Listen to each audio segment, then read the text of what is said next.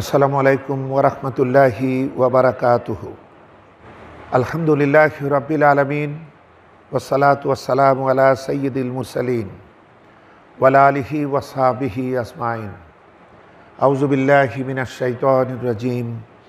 বিসমিল্লাহির রহমানির রহিম। সম্মানিত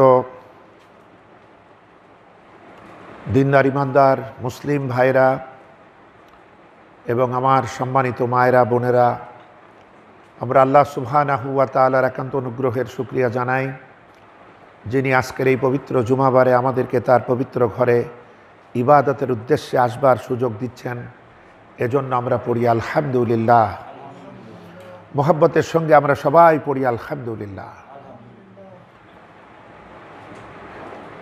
বিগত দিনে আমরা একটি সিদ্ধান্ত নিয়েছিলাম যে আমরা নামাজের মাঝে যে সমস্ত ছোট ছোট সূরাগুলি পড়ি, এগুলো ক্রমান্বয়ে এর অর্থ ব্যাখ্যা শিক্ষাগুলি আমরা শিখতে চেষ্টা করব। সেই ধারাবাহিকতায় আজকে আপনাদের সামনে আলোচনা রাখতে চাচ্ছি কোরআনে কারীমের 114টি সূরার মাঝে যে সূরাটি সর্বপ্রথম সাজিয়ে গুছিয়ে রাখা হয়েছে ক্রমধারায় এক, সেটি হচ্ছে সূরাতুল ফাতিহা। আমরা পড়ি আলহামদুলিল্লাহ। এই সূরাটি এত গুরুত্বপূর্ণ একটি সূরা, এই সূরাটি ছাড়া নামাজ হয় না। প্রতিটি রাকাতেই, কি ফরজ, কি ওয়াজিব, কি সুন্নাত, কি নফল, সকল নামাজেই প্রতি রাকাতেই আমাদেরকে এই সূরাটি রব্বুল আলামিনের উদ্দেশ্যে পরম নিবেদিতভাবে পড়তে হয়। এই সূরাটিতেই আমাদের জীবনের আসল কথা বলা হয়েছে। আমি ভাবছিলাম যে এই ছোট সূরাগুলি নিয়ে আপনাদের সামনে আমি কিভাবে আলোচনা রাখব, কারণ মহাগ্রন্থ আল কোরআন, আল্লাহ পাকের এই কথা যেমন সংক্ষিপ্ত তেমনই সহজবোধ্য, কিন্তু এটা ব্যাপক অর্থবোধক। আরবি হচ্ছে পৃথিবীর সবথেকে সমৃদ্ধশালী ভাষা। এর এমন অনেক শব্দ রয়েছে এর মাঝে, যে শব্দের অর্থ বলতে গিয়ে ভিন্ন ভাষায় বাক্যের প্রয়োজন হয়। শব্দের অর্থ শব্দ দিয়ে বলা যায় না, এত ব্যাপক অর্থবোধক।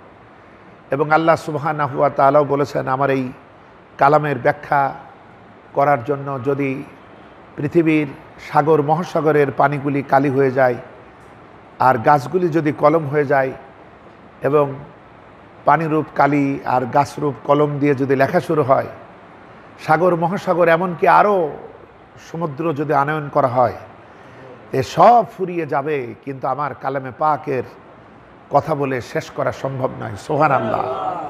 তাই ভাবছিলাম যে সূরা ফাতিহা নিয়ে যারাই লিখছে, এক এক তাফসির এক এক স্বাদের।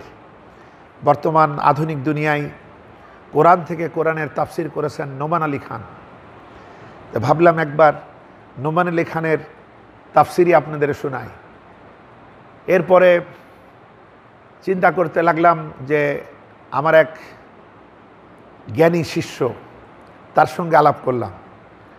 তো সে বলল, নোমান আলী খানের শ্রোতা আমেরিকার শ্রোতা, আর আপনার শ্রোতা হলো বাংলাদেশের একটা পাড়াগাঁয়ের একটা ক্ষুদ্র গ্রামের ক্ষুদ্র মসজিদের শ্রোতা।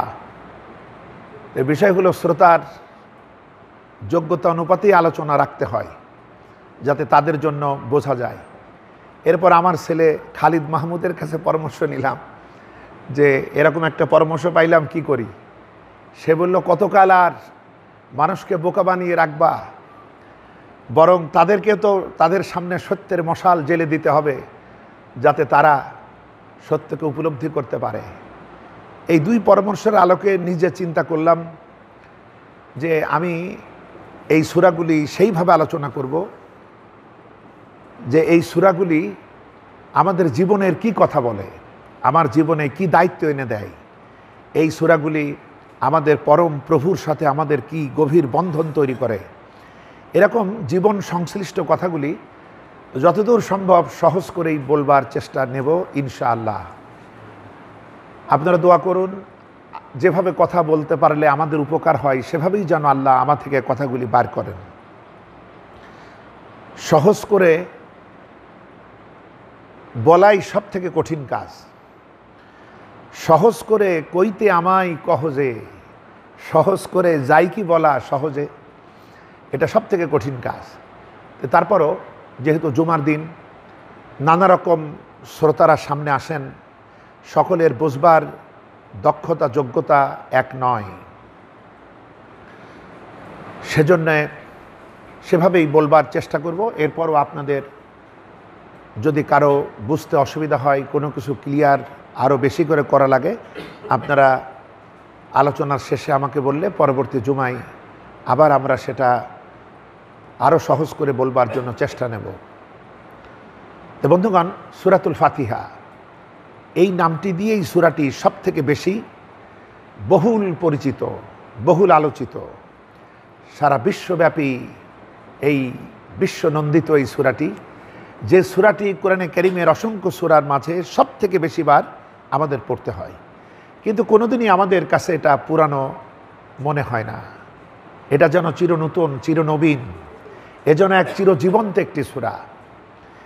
এই সূরাটি সম্পর্কে আল্লাহ সুবহানাহু ওয়া তাআলা কোরআনে কারীমের সূরা হিজর এর ৮৭ নম্বর আয়াতে বলেছেন, ওয়ালাকাদ আতাইনাকা সাবআম মিনাল মাসানি ওয়াল কুরআনাল আযীম। আমি আপনাকে দিয়েছি, হে নবী, আমি আপনাকে দিয়েছি কিংবা আমি তোমাকে দিয়েছি নিত্য পঠনীয় ৭টি বাক্য, আর দিয়েছি মহান কোরআন। সুবহানাল্লাহ। আল্লাহ পাক এই কথাটির মাধ্যমে সূরাটির গুরুত্ব ফুটিয়ে তুলেছেন। একদিকে সমগ্র কোরআন, অপরদিকে মানে ফাতিহা ছাড়া সমগ্র কোরআন ১১৩টি সূরা, আর অন্যদিকে এই সূরাতুল ফাতিহা। এটা এনে আল্লাহ বলছেন আমি এটা দিছি আর এটা দিছি। একবারে বললেই হতো যে আমি তোমাকে কোরআনে কারীম দিছি, কিন্তু আলাদা করে বলা হচ্ছে। এর মাধ্যমে আমরা বুঝতে পারি যে আসলে সূরাতুল ফাতিহা কোরআনের ভূমিকা, আর কোরআন হচ্ছে আমরা আল্লাহর কাছে যা পেতে চেয়েছি, সোজা রাস্তা হেদায়েত পেতে চেয়েছি, সরল সুন্দর নিয়ামত প্রাপ্তদের পথ, সেই পথের বর্ণনাই হচ্ছে কোরআনে কারীম। আমরা পড়ি আলহামদুলিল্লাহ, মানে আমরা যেটা চেয়েছি আল্লাহ পাক কোরআনের আকারে সেই জবাবটা আমাদের দিয়েছেন। সহিহ মুসলিমের একটি হাদিস, নবীজি বলেছেন যে নবীজির বসা, হযরতে জিবরাইলও বসা। এমন সময় মহাকাশে একটি শব্দ হলো। হযরতে জিবরাইল আলাইহিস সালাম উপরের দিকে তাকিয়ে নবীকে বললেন, আজকে আসমানের এমন একটি দরজা খোলা হলো যেটা এর আগে কখনো খোলা হয় নাই, এবং এখান থেকে এমন একটি ফেরেশতা এখনই আমাদের সামনে উপস্থিত হবে যেই ফেরেশতা ইতিপূর্বে আর পৃথিবীতে আসে নাই। এই কথা শেষ হওয়া মাত্রই আল্লাহর এক ফেরেশতা এসে উপস্থিত হয়ে নবীকে সালাম করে বললেন, হে আল্লাহর নবী, যে আল্লাহ পাক আমার মাধ্যমে আপনাকে একটি সুসংবাদ দিয়েছেন। সেই সুসংবাদ হলো দুটি নূরের, একটি হচ্ছে এবং এটি আপনার পূর্বে কোনো নবীকেই দেয়া হয়নি, আর পরবর্তীতে কোনো নবী নাই, তিনিই সর্বশেষ। সুতরাং এটা আপনার জন্য স্পেশাল উপহার। দুটি নূর, একটি হচ্ছে সূরাতুল ফাতিহা আর অপরটি হচ্ছে সূরা বাকারার শেষের দুটি আয়াত। সুবহানাল্লাহ। আবার ভিন্ন হাদিসে এসেছে যে সূরা ফাতিহার সমতুল্য সূরা তাওরাত, জাবুর, ইনজিল এবং কোরআনেও নাই। এত ব্যতিক্রমী এবং এত গুরুত্ববহ একটি সূরা, এটা নবীজিকে আল্লাহ পাক দিয়েছেন। তিরমিজি শরীফের মধ্যে একটি হাদিস এসেছে এভাবে যে নামাজ, এই যে আমরা বলি নামাজ আমাদের এই বান্দার জন্য, মোমেনের জন্য মিরাস, তা আমরা তো আর নবীজির মতো সশরীরে আল্লাহর সাথে দেখা করতে পারবো না। তো নামাজের মাঝেই আল্লাহর সাথে আমাদের সাক্ষাৎ। তো এইটা সূরা ফাতিহাই আমাদের এনে দেয়।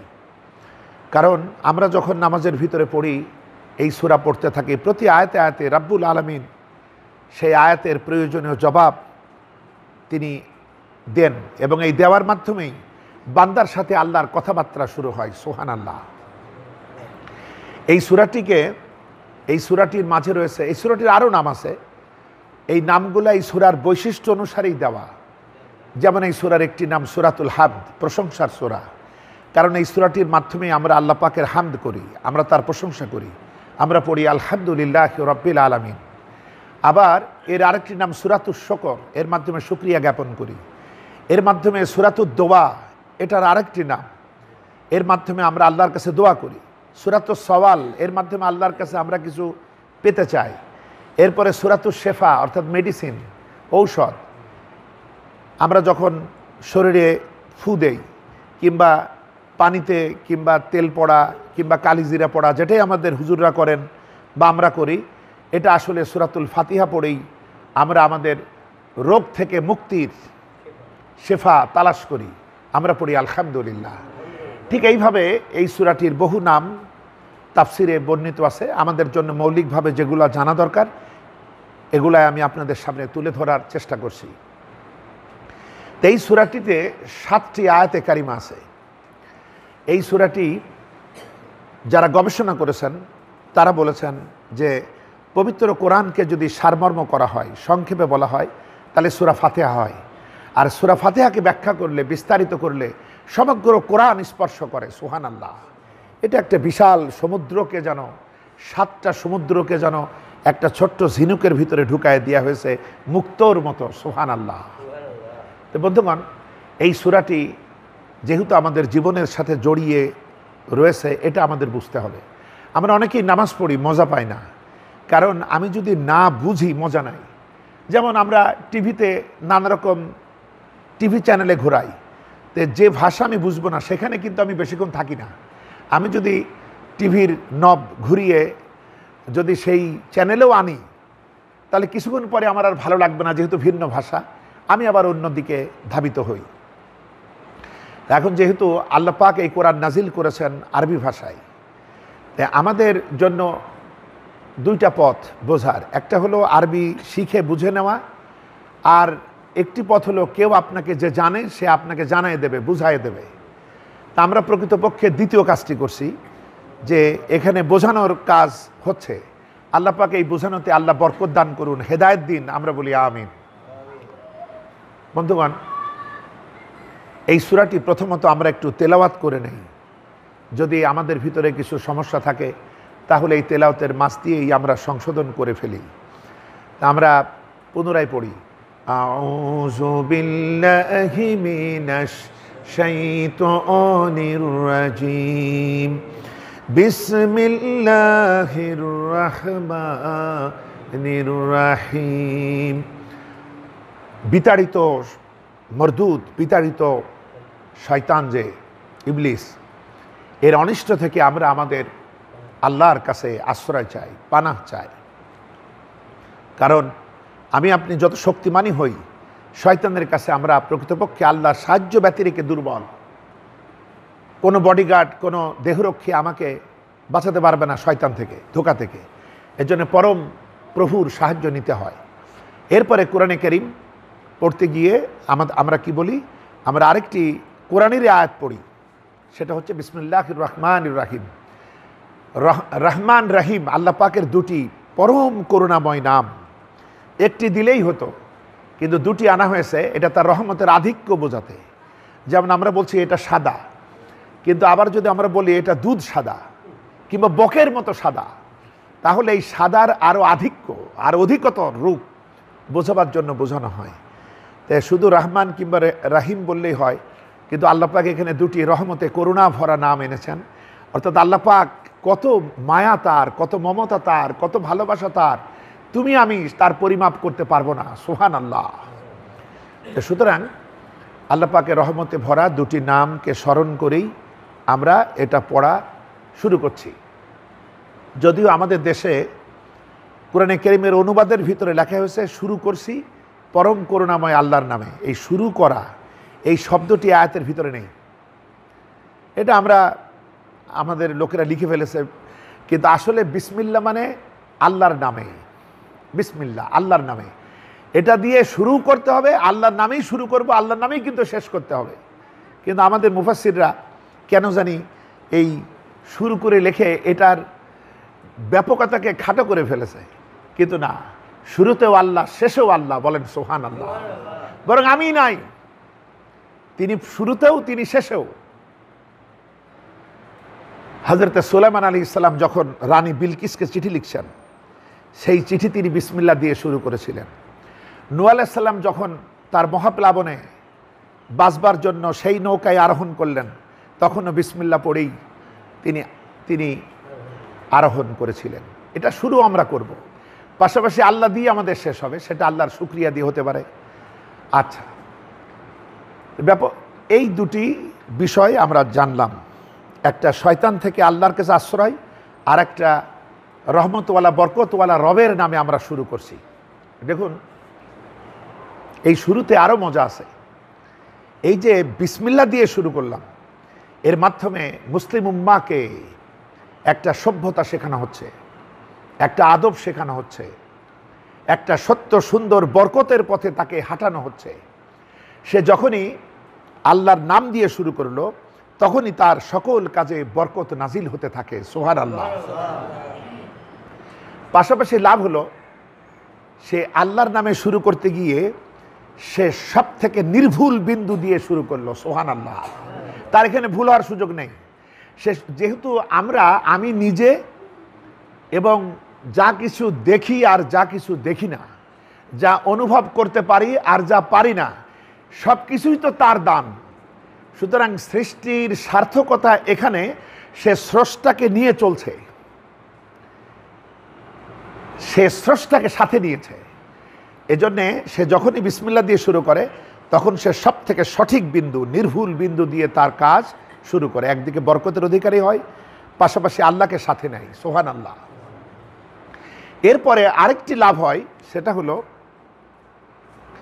আল্লাহর নাম দিয়ে শুরু করতে গিয়ে, যে কোনো কাজের সূচনা করতে গিয়ে তার ভিতরে আল্লাহর স্মরণ যখন আসে, তখন আল্লাহর ভয়ও তো আসে, পাশাপাশি আল্লাহর মুহাব্বতও তো আসে। কারণ আল্লাহ পাকই সেই সত্তা যিনি আমাদের কাছে একই সাথে ভয় এবং ভালোবাসা চান, এবং দাবিও তাই যে তিনি হবেন আমার সব থেকে ভয়ের যোগ্য, পাশাপাশি তিনিই হবেন আমার সব থেকে মুহাব্বতের যোগ্য। এবং আমরা যদি এই দুটিকে কেন্দ্র করে আমাদের জীবন গড়ি, তাহলে আমরা কাপুরুষ হব না, আমরা বিভ্রান্ত হব না।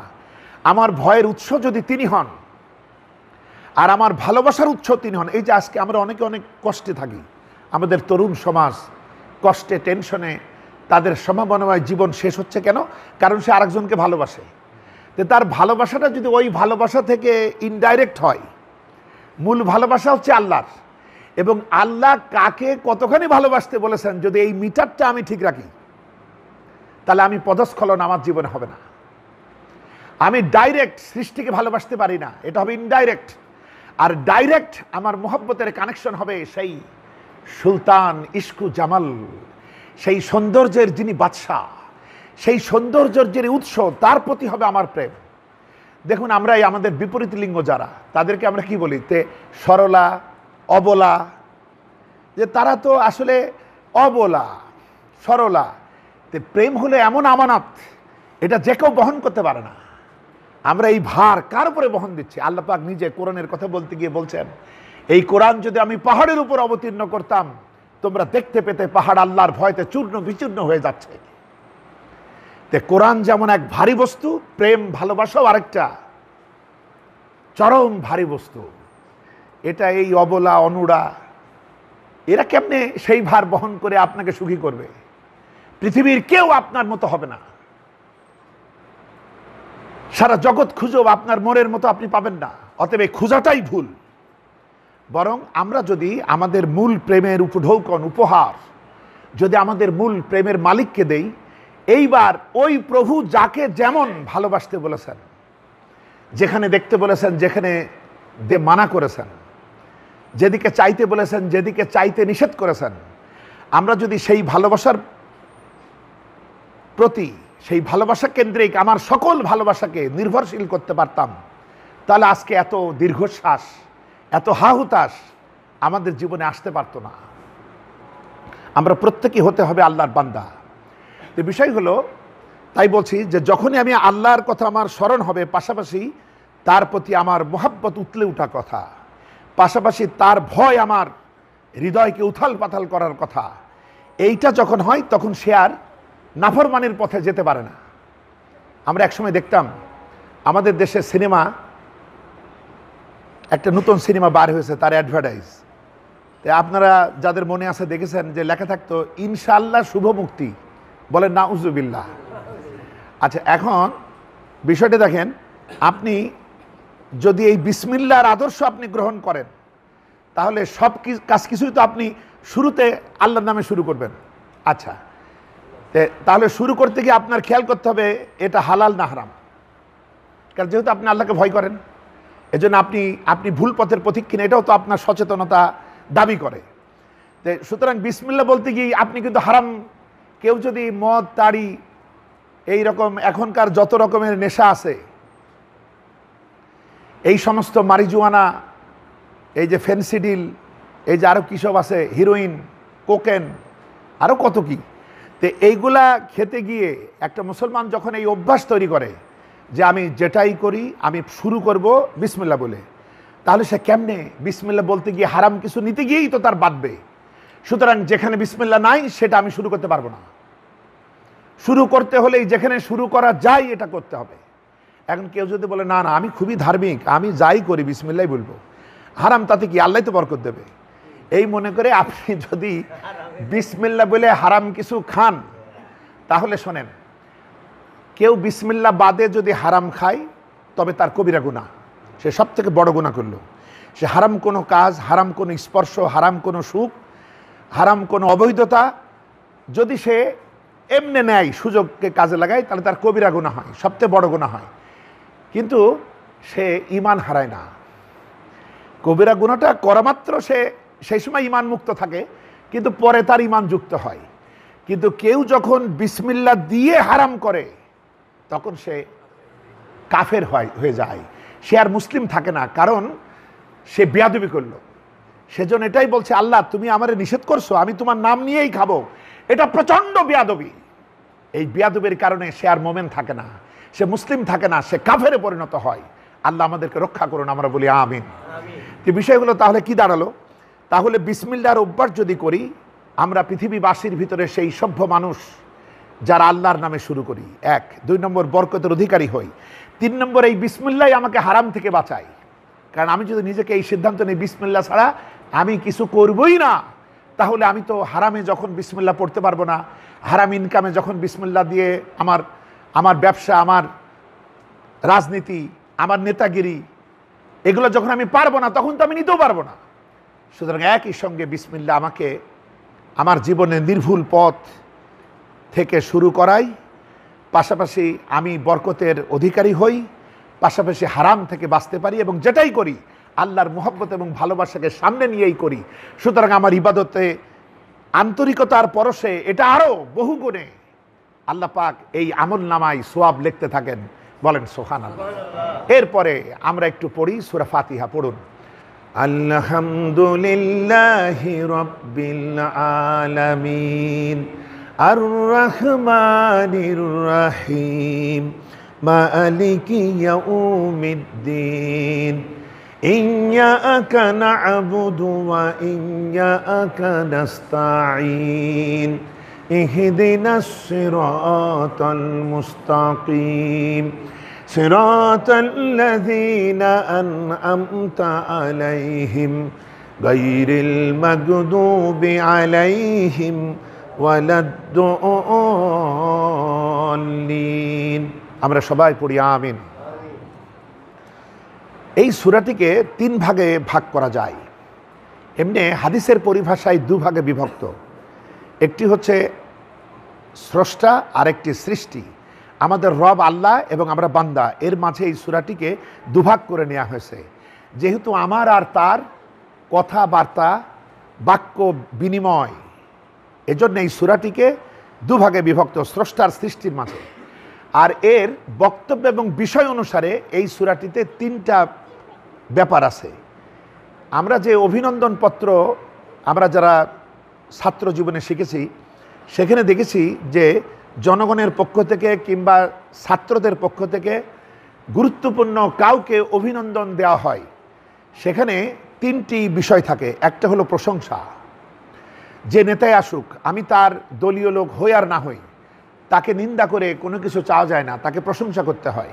হে জনদরদি, হে আমাদের লিডার, আপনার আগমনে আকাশ বাতাস মুখরিত, আমরা সবাই আবেগে আপ্লুত, এরকম অনেক কথাই প্রশংসাপত্রের মাঝে থাকে।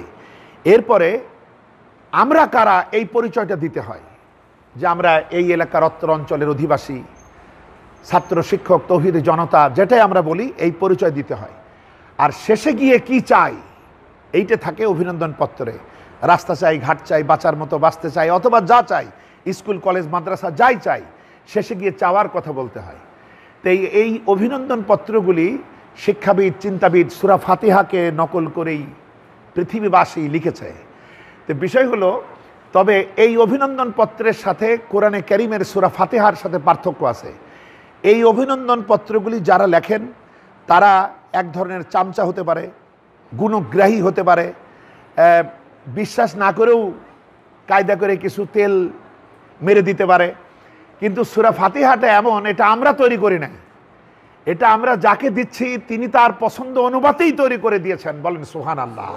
অর্থাৎ এটাকে তিনি কবুল করেছেন, এটাকে তিনি গ্রহণ করে নিয়েছেন, আমরা বলি আলহামদুলিল্লাহ। এটা আল্লাহ পাক নিচে রচনা করে দিয়েছেন। তা আমরা যে সূরা ফাতিহা পড়লাম 7টি আয়াত, তার ভিতরে প্রথম অংশে তার প্রশংসা। প্রশংসাটা কার? আমাদের রবের, আমাদের আল্লাহর। কারা করছে? এই বান্দারা। তা আমরা যখন শুরু করছি তখন এভাবে বলছি, আলহামদুলিল্লাহ রাব্বিল আলামিন আর রহমানির রাহিম মালিকি ইয়াউমিদ্দিন।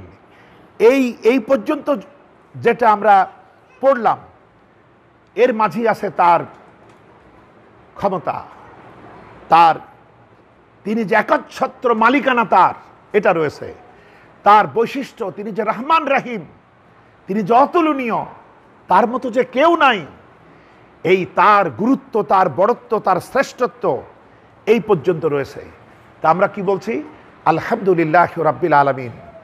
প্রশংসা মাত্রই, মানে প্রশংসা যা আছে সবই তার, তিনি একচ্ছত্র মালিকানা এই প্রশংসার। হামদ, যে সমস্ত শকর, সমস্ত প্রশংসা একমাত্র কেবলমাত্রই সেই আল্লাহর, যিনি সমগ্র জগৎ সমূহের রব। এটা হচ্ছে আলহামদুলিল্লাহ রাব্বিল আলামিন। এটা যেমন তেমন একটা ধন্যবাদ দিলাম এরকম না, এটা এমন যে প্রশংসা বলতে যত কিছু বোঝায়, এবং এই আলোকেই অন্যের প্রশংসা হবে। একজন ডাকাতি করে এসছে আর আমি তাকে বাহবা দিলাম, এটা হয় না। একজন খুব উত্তম কাজ করেছে তখন আমি তাকে বাহবা দিতে পারি, তাহলে কি হবে? আল্লাহর প্রশংসার নিচে অনুযায়ী এই প্রশংসাটা গেল। একজন মহৎ কাজ করেছে, মানুষের সেবা করেছে, আমি তাকে প্রশংসা করব। সে আপনারই হয়তো কেউ উপকার করেছে, যে জন্য নবীজি বলছেন যে মানুষের শুকরিয়া আদায় করে না, সে আল্লাহর শুকরিয়াও আদায় করতে পারে না। এটা কেমন? যদি সেই কাজটি আল্লাহর পছন্দনীয় হয় তাহলে আপনি মানবতার মানুষেরও প্রশংসা করতে পারেন। একটা ছোট্ট বাচ্চা ভালোভাবে লেখাপড়া করছে, সে খুব ভালো কিছু কাজ করেছে, সে সত্য কথা বলেছে, তাকে আপনি অ্যাপ্রিসিয়েট করেন, তাকে প্রশংসা করেন তার প্রেরণার জন্য, এটা জায়েজ। কিন্তু এমন একজন নেতা আসলো, সে ফাসেক, সে মুনাফিক, সে বেঈমান, সে আপনার হয়তো দুঝুড়ি গম দিল কিন্তু মানবতার মহাসর্বনাশ ডেকে আনলো। এরকম নেতাদের যদি আমরা প্রশংসা করতে গিয়ে মুখে ফেনা ঝরাই, তবে হাদিসে এসছে যারা কোনো ফাসেক, মানে সীমালঙ্ঘনকারী ব্যক্তি, শরিয়ার সীমালঙ্ঘন করেছে, যে এদেরকে বলে ফাসিক। ফাসিকের প্রশংসা যারা করে তখন আল্লাহর আরশ গোস্বায় কাঁপতে থাকে, বলে নাউজুবিল্লাহ। যে কারণ এটা এই সবই তো তার। আপনার বাড়িতে কেউ গিয়ে যদি অন্যের প্রশংসা করে আর আপনার নিন্দা করে, আপনি কি ছোট্ট একটু ক্ষমতা, তাই কি আপনি মানবেন? আর এগুলো তো সবই তার। 2 মিনিট যদি শ্বাস বন্ধ হয়ে যায় সব শেষ, তাহলে অবস্থাটা কি? তো সেজন্য বলছে যে প্রশংসা বলতে যা বুঝায় এই সবটুকুই সেই আল্লাহর, যিনি তামাম জগৎ সমূহের রব। এখন রব কি জিনিস? রবকে আমরা বুঝি যে প্রভু, মানে মালিক, প্রভু। তো রবের আরবি পরিভাষায় কোরআন যতগুলি কথা বলেছে, রবের অনেক মানে আছে। যেমন যিনি আইন দেন, যিনি বিধান দেন, যিনি মনিব, যিনি প্রভু, যিনি মালিক, এরকম বেশ কিছু অর্থে রব বোঝানো হয়েছে।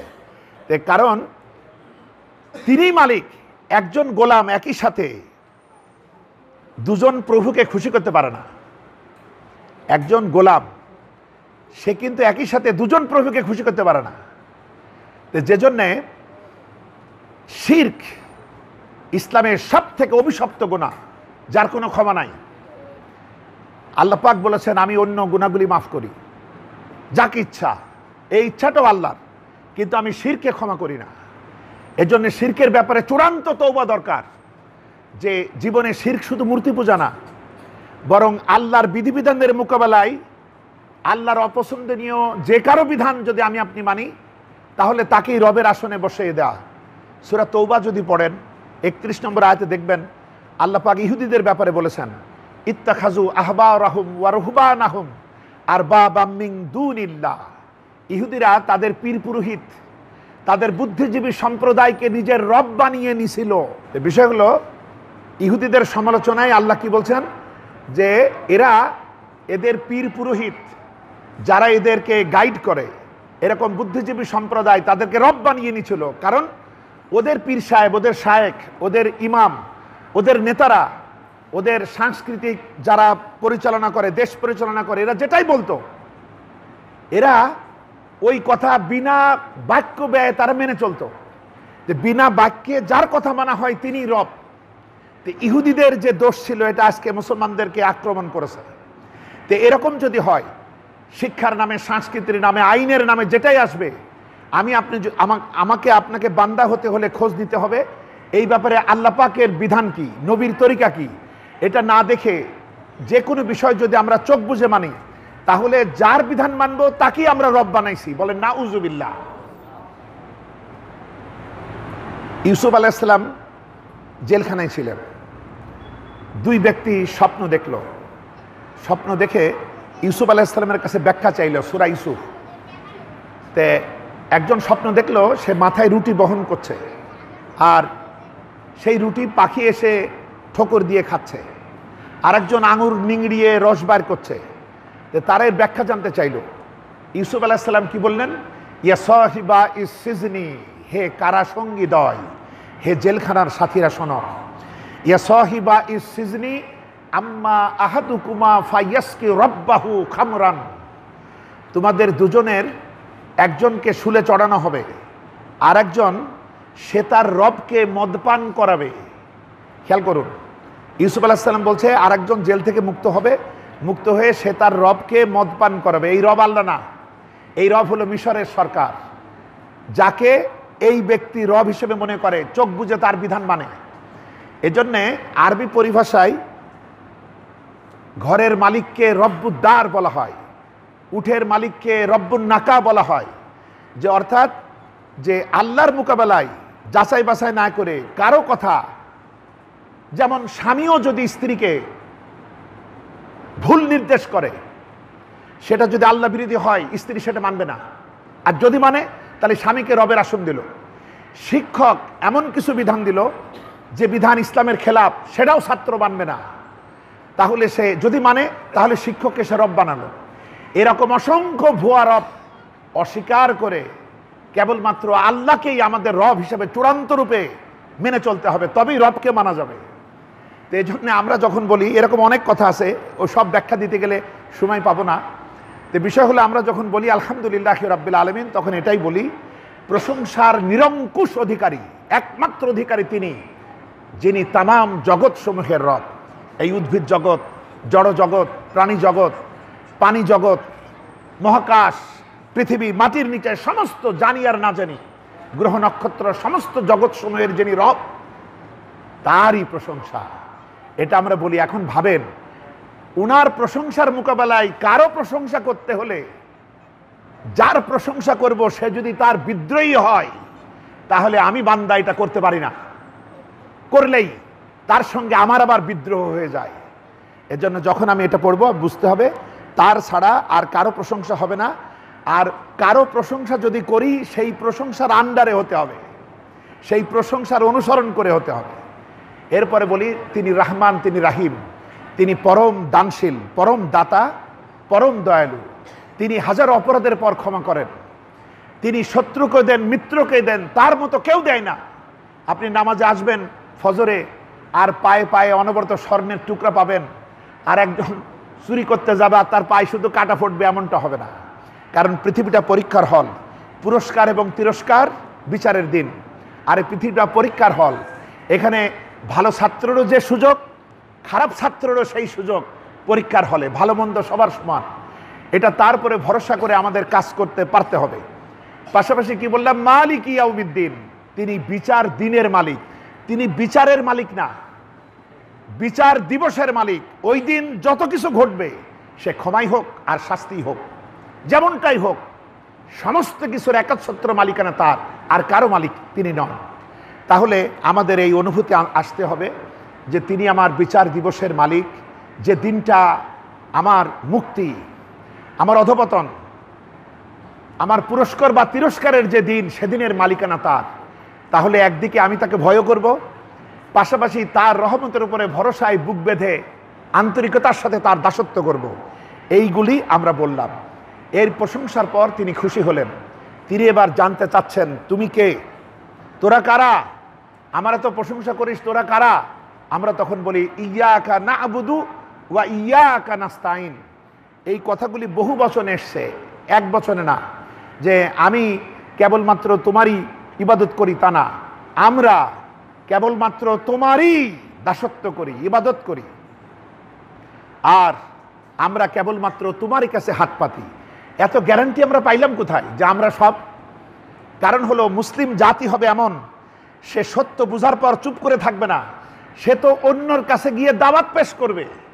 তখন সে কোনোদিনই একাকী হবে না, সে একটা সামষ্টিক রূপ, একটা সমাজবদ্ধ রূপ অর্জন করবে। যে জন্য তার এই আত্মবিশ্বাস, তার এই অধিকার নিয়েই সে বলে যে হে আমাদের রব, আমরা কেবলমাত্র তোমারই ইবাদত করি, দাসত্ব করি, গোলামি করি, আর কেবলমাত্র তোমারই কাছে আমরা সাহায্য চাই। দেখুন, তাহলে আমাদের ভিতরে হিংসা, বিদ্বেষ, ঘৃণা থাকার কথা না। কারণ আমরা যেটা চাচ্ছি সবাই মিলেই চাচ্ছি, আমরা যেটা করছি সবাই মিলেই করছি। এক হি স্বপ্নে খাড়ে হো গে মাহমুদ ও আয়াস, নাকুই বান্দা রাহা নাকুই বান্দা নেওয়াজ। একই কাতারে সামিল হয়েছে সুলতান মাহমুদ আর তার চাকর আয়াস, একই কাতারে। বিশ্বে কোনো জাতির ইবাদত এমন নেই যে এখানে যেই আসুক, যেখানে জায়গা পাবে সেখানে দাঁড়িয়ে যাবে। সে রিক্সাওয়ালার পাশে হোক, ঠেলাওয়ালার পাশে হোক, কুলি মজুরের পাশে হোক। এই যে সাম্য, ভ্রাতৃত্ব, ভালোবাসা, এইগুলা বিদেশে যখন অমুসলিমরা দেখে, তারা বুঝতে পারে এরা আমাদের চাইতে সেরা। তখন তারা ইসলামের এই সৌন্দর্যে বিমোহিত হয়ে তারা কালেমা পড়ে মুসলমান হয়, বলেন আলহামদুলিল্লাহ। তো বিষয় হলো, আমাদের এগুলা বুঝতে হবে যে আমরা যখন, আপনি ধরেন জমি নিয়ে কারোর সাথে গন্ডগোল, আপনি নামাজে দাঁড়িয়েছেন আর আপনার পাশে এসে ওই জমিওয়ালা দাঁড়ায়ছে, এইবার আস্তে করে ফাঁক দিয়ে বুঝলো আমার শত্রু, চিরশত্রু আমার পাশে দাঁড়ানো। এখন ইমাম সাহেব বলছে আল্লাহু আকবার। তো তখন আপনার যদি এই রাগ হয় যে ও তুই সেজদা দিবি, আমি এখন দেব না, 2 মিনিট পরে দেব, এই রাগ, তাহলে আপনার নামাজ হবে। এরপরে সালাম ফেরাবেন, সালাম ফিরিতে গিয়ে তো ওর প্রতি শান্তি কামনা করতে হচ্ছে, আসসালামু আলাইকুম রহমতুল্লাহ। এখন আপনি ধর সালামি দিলাম না, তাহলে আপনার নামাজ হলো না। তাহলে নামাজ হওয়াতে হলে আপনার অন্তরের বিষ, এই বিষ দাঁত খুলে ফেলতে হবে। শুধু কুলিম সাপের বিষ দাঁত খুললে হবে না, নিজের অন্তরের বিষ। তাহলে আপনার যত জ্ঞানজাম নামাজেই কিন্তু মিটে যাচ্ছে। আর যদি না মিটান তাহলে কি হলো? এর নামাজ হলো না। কিসের 27 গুণ সওয়াব? 27 গুণ পাপও হওয়ার সম্ভাবনা আছে। কারণ নামাজে আপনি গোসল করতে এসেও যদি নোংরা থাকেন, আপনি এত সাবান সুডা মাখার পরও যদি পরিষ্কার না হন, তাহলে গোসল ব্যর্থ। তো সেজন্যে মনে রাখতে হবে, এই নামাজ হওয়াতে হলে আমি পারস্পরিক প্রতিহিংসা রাখতে পারছি না, বরং আমরা একটা সম্মিলিত কাফেলা, একসাথে আমরা সেজদা করি, একসাথে। আমার লক্ষ্য, কোন লক্ষ্য? যেদিক সেদিক তাকিয়ে নামাজ পড়লে হবে না, কাবা কেন্দ্রিক। আমরা যেন এটাই বলছি, ওই কাবা থেকে যে আওয়াজ উঠেছে, সেই লা ইলাহা ইল্লাল্লাহু মুহাম্মাদুর রাসূলুল্লাহ হলো আমার জীবনের লক্ষ্য। আমি সেই অনুযায়ী কাজ করব। যখন আমি সেজদা দেব, আমার নাক আর কপালকে কলম মনে করুন, পৃথিবীরূপ এই মাটিটাকে কাগজ মনে করুন। দৈনিক 5 বার আমরা সেজদা করছি, আমরা যেন দাসখত করছি। আমরা কেবলমাত্র তোমারই গোলাম, তোমার ছাড়া আর কারো গোলামি করি না। সুবহানাল্লাহ। এই অনুভূতি নিয়ে নামাজ পড়তে হবে। তবে সেই নামাজের দাম, নামাজ কবুল হতে হলে আরশে আজিম পর্যন্ত নামাজকে যেতে হয়। ইমাম গাজ্জালি বলছেন, আর আমাদের নামাজ মাটি থেকে আধ হাতও ওঠে না। তো এগুলো আমাদের বুঝতে হবে। তো বন্ধুগণ, তো সুতরাং আমরা কি বলছি, একদিকে সবাই মিলে প্রশংসা করলাম, অপরদিকে পরিচিত হলাম যে আমরা সবাই তোমার গোলামি করি, তোমার গোলাম, তোমার গোলামের বাচ্চা গোলাম। আবার সবাই মিলেই চাচ্ছি, একই লক্ষ্য, একই চাওয়া, একই ভালোবাসা, একই আবেগ, একই অনুভূতি। এরপরে আর দ্বন্দ্ব থাকে? হ্যাঁ, দ্বন্দ্ব থাকবে যারা নামাজের নামে নাটক করেন, যারা মসজিদে এসেও তারা অসংখ্য দেওয়াল ভিতরে ভিতরে যদি যদি আমরা তুলে রাখি তাহলে হলো না। সুতরাং এই নামাজ দ্বারাই সমাজ পরিশুদ্ধ হয়। যে নামাজ দ্বারা সমাজ পরিশুদ্ধ হবে না, সে নামাজের জামাতের কোনো দাম নাই। নামাজ কায়েম তো এটাই যে নামাজ কায়েম করো। আমরা তো নামাজ পড়তে আসি, এই তুমি কই যাও? নামাজ পড়তে যাই। কেন? আমরা আসি নামাজ কায়েম করতে। তো নামাজ তখনই কায়েম হবে যে যখন এই নামাজ সমাজের উপরে প্রভাব বিস্তার করবে। বলেন আলহামদুলিল্লাহ। এরপরে আমরা কি বলছি?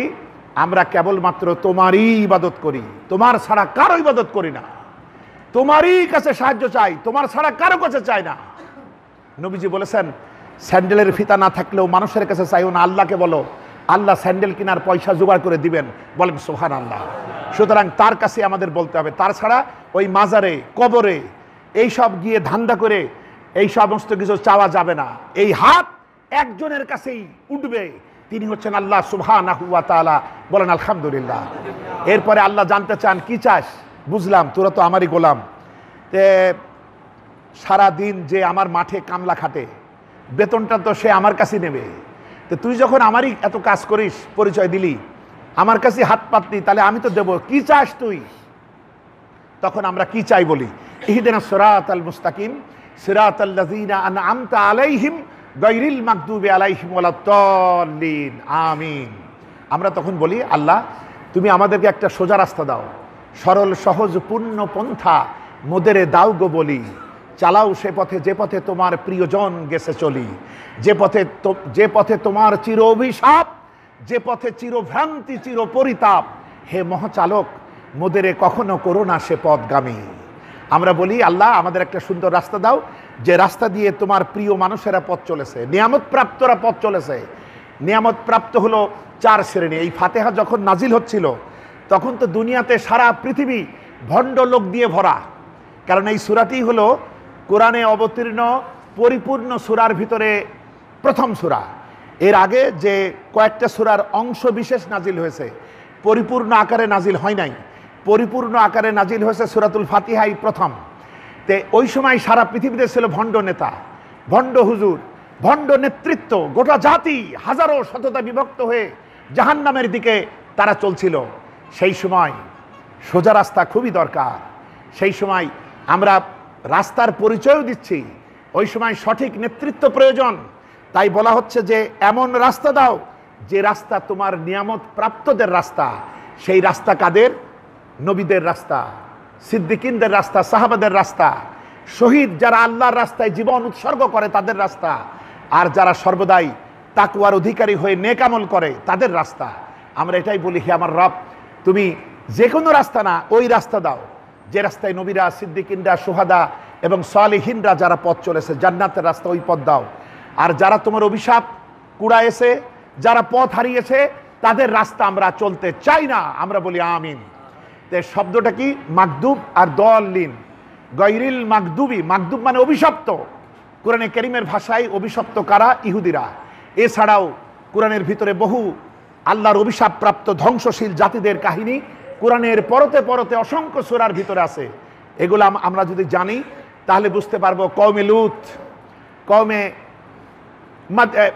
ওই আপনার মাদিয়ান জাতি, এরপরে কওমে সালেহ, কওমে শুআইব, এই সমস্ত নবীদের যে তাদের বিধিবিধান উপেক্ষা করে যেসব জাতিরা হারামি বদমাইশিতে লিপ্ত ছিল, এদের পরে আল্লাহর অভিসম্পাত পড়েছে। তাই সুতরাং অভিশপ্ত হলে ইহুদিরা, আর পথভ্রষ্ট কারা? খ্রিস্টানেরা। আমরা এটাই বলি, হে আমাদের রব, আমরা ইহুদি এবং খ্রিস্টানদের পথে চলতে চাই না, আমরা নবীদের পথে চলতে চাই, শহীদদের পথে চলতে চাই, সাহাবীদের পথে চলতে চাই, নেককারদের পথে চলতে চাই। এই দোয়া আমরা প্রতি ওয়াক্ত নামাজে বারে বারে আল্লাহর কাছে চাইলাম। এর জবাবে আল্লাহ পাক 113টি সূরা নাজিল করেছেন।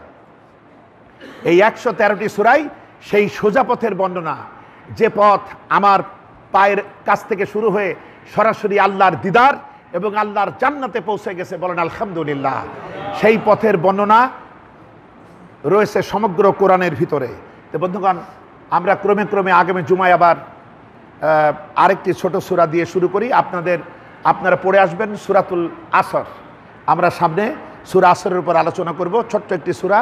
সূরাটি আমার সাথে একবার পড়ুন তো। ওয়াল আসরি ইন্নাল ইনসানা লাফি খুসর ইল্লাল্লাযীনা আমানু ওয়া আমিলুস সালিহাত ওয়া তাওয়াসাউ বিল হাক্কি ওয়া তাওয়াসাউ বিস সাবর। এই ছোট্ট সূরাটি, এর অর্থগুলি আপনারা বুঝে আসার জন্য চেষ্টা নেবেন, এবং এরপরে ওখানে আবার আমাদের জন্য কি বলা হচ্ছে সেই কথাগুলি আমরা আগামী জুমায় আলোচনা করব। আল্লাহ আমাদের প্রতি রহম করুন, মেহেরবানি করুন। আমরা সবাই পড়ি আমিন। আমাদের মাঝ থেকে মাত্র কদিন আগে আমাদেরই আমিরুল ইসলাম, আমাদের একজন যোগ্য তার সম্পন্ন সন্তান, দুনিয়া থেকে বিদায় হয়েছেন নিতান্তই অল্প বয়সে। আমরা তার জন্য দোয়া করব, আল্লাহ তার প্রতি রহম করুন, তার নেক আমলগুলি কবুল করুন, তার পরিবার পরিজন যারা রয়েছে তাদেরকে সাবরুন জামিল দান করুন। আমরা বলি আমিন।